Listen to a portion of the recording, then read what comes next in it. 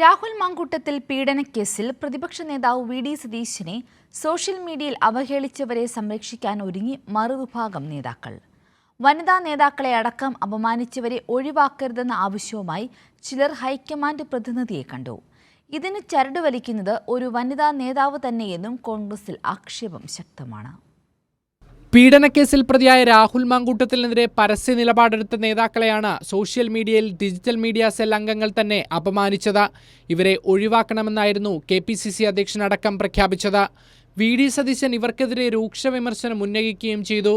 എന്നാൽ Congress digital media cell പുനഃസംഘടിപ്പിക്കുന്ന നേതാക്കളുടെ പ്രഖ്യാപനം ഇതുവരെ നടപ്പായില്ല. വനിതാ നേതാക്കളെ അടക്കം അപമാനിച്ചവരെ ഒഴിവാക്കരുതെന്ന ആവശ്യവുമായി ഹൈക്കമാൻഡ് പ്രതിനിധിയെ ചിലർ കണ്ടുവെന്നാണ് വിവരം. ഇതിന് ചരട് വലിക്കുന്നത് ഒരു വനിതാ നേതാവ് തന്നെയെന്നും കോൺഗ്രസിൽ ആക്ഷേപം ശക്തമാണ്. വ്യക്തിഹത്യാരോപണം നേരിടുന്ന ജിജോ മാത്യു, റെനീഷ് തുരുത്തിക്കാടൻ, ഷാനവാസ് താഹ, സന്ദീപ് വാഴക്കാടൻ, നാസർ പട്ടിത്തടം തുടങ്ങിയവരെ സംരക്ഷിക്കാൻ മാധ്യമ വിഭാഗത്തിന്റെ ചുമതലയുള്ള വനിതാ നേതാവ് നീക്കം നടത്തുകയാണെന്നാണ് ദേശീയ നേതൃത്വത്തെ ഒരു വിഭാഗം പരാതി അറിയിച്ചിരിക്കുന്നത്. വിവാദങ്ങളുടെ പശ്ചാത്തലത്തിൽ DMC പുനഃസംഘടിപ്പിക്കണമെന്ന് KPCC നേതൃത്വം നിലപാടെടുത്തിട്ടും തീരുമാനം നടപ്പിലാക്കുന്നതിന് ബോധപൂർവം തടസ്സം സൃഷ്ടിക്കുകയാണെന്നാണ് വിമർശനം.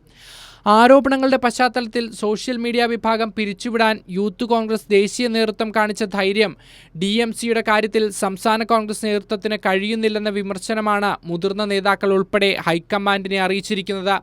ഇക്കാര്യത്തിൽ അടിയന്തര ഇടപെടൽ വേണമെന്നും നേതാക്കൾ പറയുന്നു. കൈരളി ന്യൂസ്, തിരുവനന്തപുരം.